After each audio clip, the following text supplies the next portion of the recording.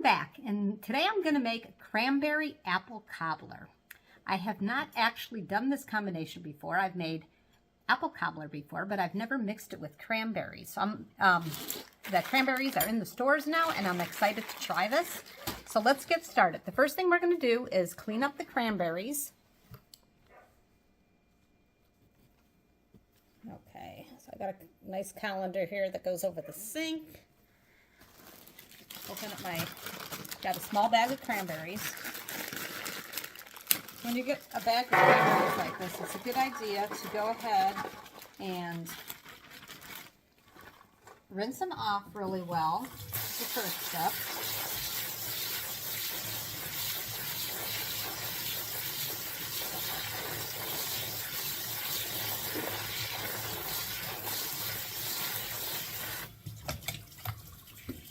Okay, and then it's a good idea. What I do is I get a few in my hand and I go through them and I look to see if I have any that have stems on them, because they do still have the stems on them on some of them. Most of them are off. And if it's mushy, like this one, then I usually just take the bag down, and I'm not going to use a mushy one. So I'm looking for mushy ones and ones with stems. And then I will set these aside and I'll go through all these and look for that. I'm trying to see if I find, the stems are really tiny. As I said, most of them are off. Like here's a stem that just literally fell off of one of them. It's hard to see. So you definitely want to set that aside. So I'll go through these. So I wanted to show everybody this. So here is one with, trying to hold my hand steady, with a stem on it. And see how tiny it is? So make sure the lighting's good. It's like a tiny little hair, but that is actually the stem, and they come off quite easy. So that was a pretty good batch of cranberries. I only had a few rotten ones and a few with stems that I had to deal with. So I'm going to take about, this is a liquid measuring cup, but I'm going to take about, looks like 1.5 cups of cranberries. And then what I want to do is I want to get to this high with the apple. So I think it might be 1 apple, and maybe it might be 1.5 apples. We'll see. I want to do it 50-50, cranberry and apple. So I washed this apple off really well, and I'm going to check it for anything bad on it. Then there's this little piece here, and I'm just going to remove that, set that aside, and then I'm going to core the apple carefully with a sharp knife, and be careful not to get cut. If you have an apple corer, that's fine. I like to just use a knife, and I'm just going in like this.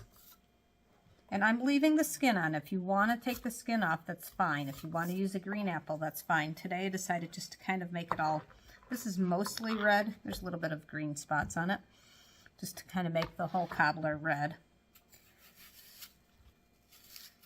But I do have, I like green apples, I like red apples. These particular apples are Fuji apples this time. Okay, and then I'm just going to just check it out, make sure I don't have any imperfections, and then I'm going to slice it. Not too thick, not too thin, but like that.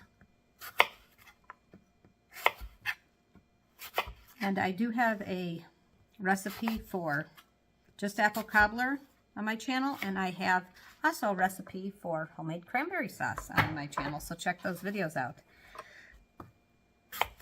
Hope everybody's having a good day.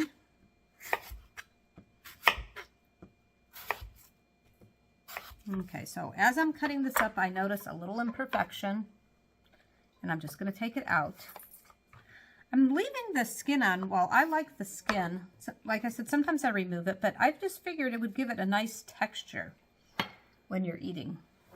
Gives it a different type of texture. So let's see if this takes me over the top and the amount of fruit that I want in this cobbler.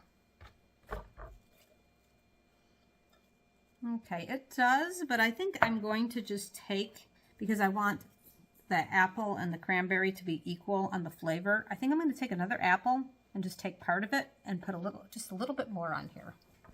Okay, this one's a nice looking one. 'Just rinse that off. Whoops. There we go. And then I'm just going to apple flying. I'm only going to need half of this. Okay.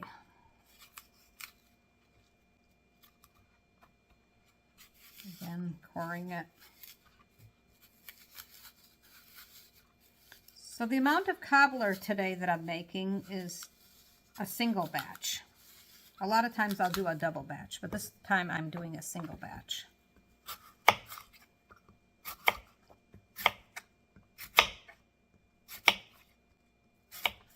Okay. So I think that's like probably enough. Guess, whoop, there goes a piece. I guess I'll be eating the rest of this later. So as I said before, I've never made a cranberry apple cobbler before. So I'm looking inside here and I'm thinking, because the cranberries are so small and I made these pieces big, I think I'm just going to cut these in half. So I'm going to have this size because I think that'll blend better with cranberries. And then I will take it over to the range top and meet you there. Okay, so now you can see that I think that is going to mix up a lot better and the flavors will blend better. So I'm just going to add, I'm going to start the stove top and I'm going to add just a little bit of water, not a lot, because I don't want it to get like too much moisture. And then I'm going to take, and I'm just guessing on this, like a heaping tablespoon, and not a measuring tablespoon, just a heaping tablespoon of sugar, another heaping tablespoon of sugar. Make sure sugar's all throughout that. I'm going to take and put some cinnamon in here, and then start cooking this. And I'm not making cranberry sauce, so I don't want it to get that cooked, and it is going to get cooked in the oven. So I'm just going to stir this up. So basically I'm making sure that I'm covering the cranberries and the apples with sugar and cinnamon. Might need to add a tad more cinnamon, although I think we might be okay. Sure smells good already. So I'm just going to let that kind of simmer. I'm going to cover it for just a few. The cranberries are starting to pop. So when cranberries cook, they start to pop, almost like the bubble wrap that you pop. So I'm going to let them pop a little because I don't want them to be hard in the cobbler. So I have an oversized pot here, which is kind of nice because then they're kind of laying flat and I think they're popping quicker. But as you can see, they're starting to change color and getting really, really a beautiful red color. I'm just going to kind of lay these flat and just keep a close eye on it so nothing burns, nothing becomes overdone. Okay, I think that might have gotten picked up on camera, that little popping sound.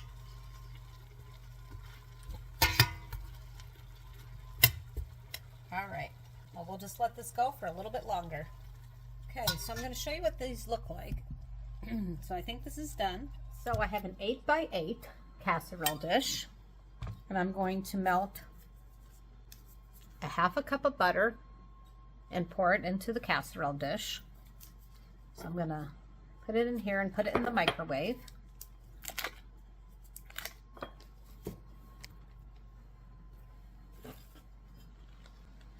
I have the casserole dish sitting on a hot pad because everything I put in here is most of it's going to be warm, and I don't want to crack the glass by putting it on a cold counter. Okay, so I'll microwave this. I'll be right back. Okay, so I'm going to pour the butter in, and it's totally lined the bottom. Set this aside. And then I'm going to take the cranberries and the apples and just start laying it in here so that it covers the bottom. It's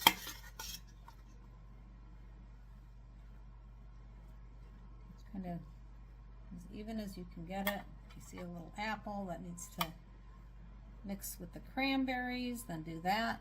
Well, I'll get a better idea when this all comes out. I'm probably going to just kind of, might have to pour the syrup from the fruit in the casserole dish. Oh, this is looking really good. I have a feeling this is going to be very tasty. I'm just going to, there's very little syrup because I did not use a lot of water. I didn't want to use a lot because I didn't want it to be a watery combination. Okay, so that seems to be like just the perfect amount of fruit to cover the bottom of this. So I'm going to set this aside.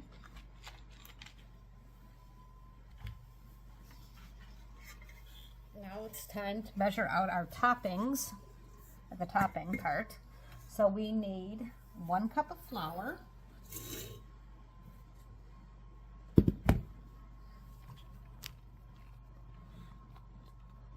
Okay, and put everything in here.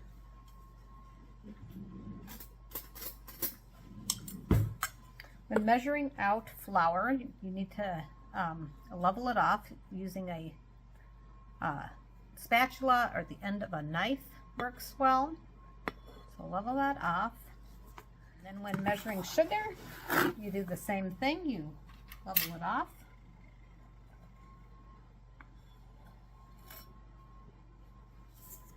And it's all going into the same bowl, which makes it nice.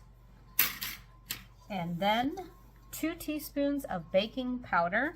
Make sure it is baking powder and not baking soda. 2 teaspoons. And I use the lid to level it off. 1, 2. And by the way, if you heard that beep, I preheated my oven to 375. All right, so the next thing's going to be the milk, but I'm going to take a fork and I'm going to pre-stir up some of this.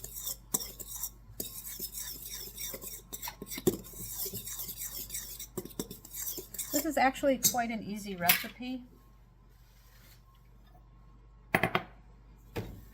Okay, so now I need 3/4 cups of milk.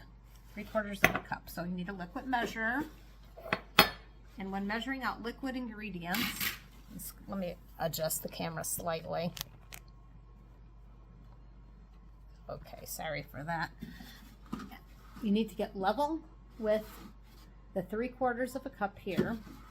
You start pouring and it should be level with 3/4 of a cup. Okay.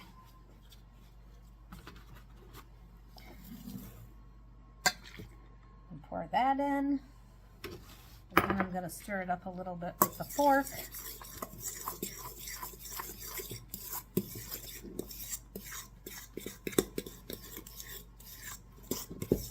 I'm going to take it over to the mixer. So I'll meet you at the mixer. Okay, so I'm going to use this particular beater. You would not want to use a whisk. That's for sauces and egg whites. And you would not want to use a dough hook because that's for bread and cookie dough. All right.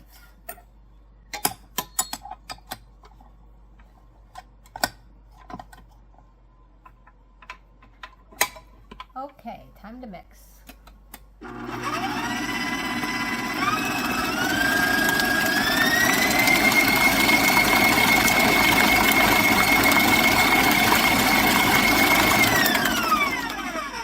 Okay, let's check out where we're at on this.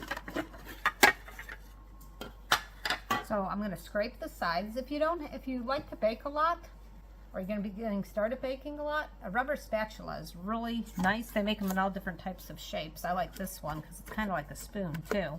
That just happens to be the one I grabbed out.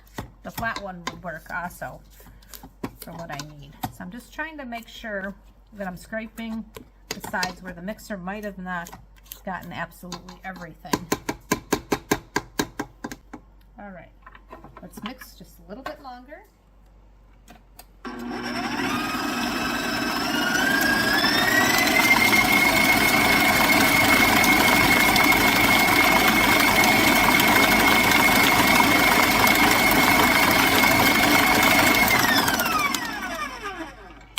Okay, so that's done. I'm just going to let this kind of drip off the beater itself. Just for a few seconds here. Okay, so for me, this is the trickiest part of the whole making of the cobbler, is to get this batter on evenly throughout the casserole dish. So it's a little bit tricky. I'm gonna have this aside, and then I'm gonna just kind of pour. I'm gonna pour from a higher angle. And I'm just trying to make sure I'm getting the batter all over the fruit. And then I'm going to have to grab that rubber spatula and scrape it. And sometimes this one comes in handy because it is kind of like a spoon. So I'm going to kind of take the spots that don't have as much batter. I'm just scraping the bowl, and I'm just putting it on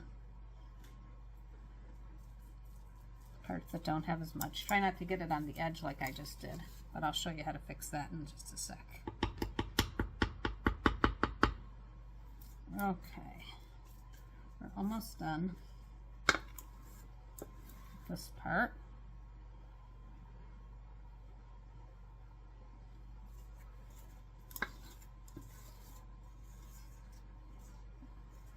Okay, that's pretty good. It's gonna, when it starts cooking, it's gonna move. So then I would get a wet paper towel.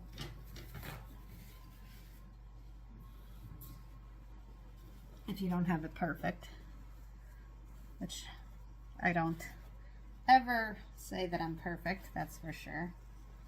Especially in the kitchen, I kind of get messy, which is fine. As long as it tastes good in the end, doesn't matter. What is the goal in the kitchen? You can always clean up. The goal in the kitchen is just make it tasty.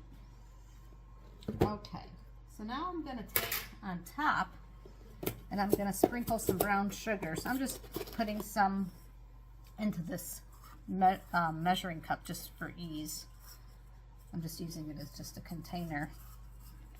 And I'm just going to sprinkle it on the batter. And if you have a few big clumps, that's okay. It just really makes it taste really good.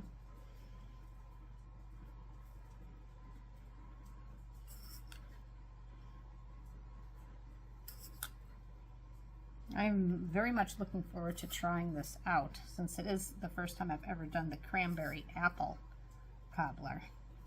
I have a feeling it's going to be very tasty. It looks pretty on the bottom, that's for sure. And it smelled very good when it was cooking on the stovetop. The apples and the cranberries together. Okay, so that looks like enough brown sugar. So now I'm going to put it in the oven, like I said, at 375 degrees. I'm going to check it often because I usually make twice the amount. So this is smaller, so I'm thinking 30 minutes, but I think I'm going to set a timer for 10 just to check on things. So we'll check on it in about 10 minutes. Okay, so it's been 10 minutes. Let's just take a peek and see what it's looking like. Okay, it's starting to poof up. Oops, sorry. Starting to poof up, so that's good, but it still has a ways to go. So I think I'm going to probably set the timer now for another 20 minutes. Okay, it's been another 10 minutes, and look how, everybody could see that. Look how poofy it's getting. It smells delicious in the house. We'll check on it soon. So it was about 30 minutes total, and the cobbler is done. I'm going to let it cool off, and then we'll do the taste test, and it smells absolutely delicious. I cannot wait to try this. See you soon. Now for my favorite part, the taste test. It smells super good. Okay, so I need to make sure that I get some apple and I get some cranberry. See how this tastes together. Grab a little bit more of the cranberry. Oh, this is good.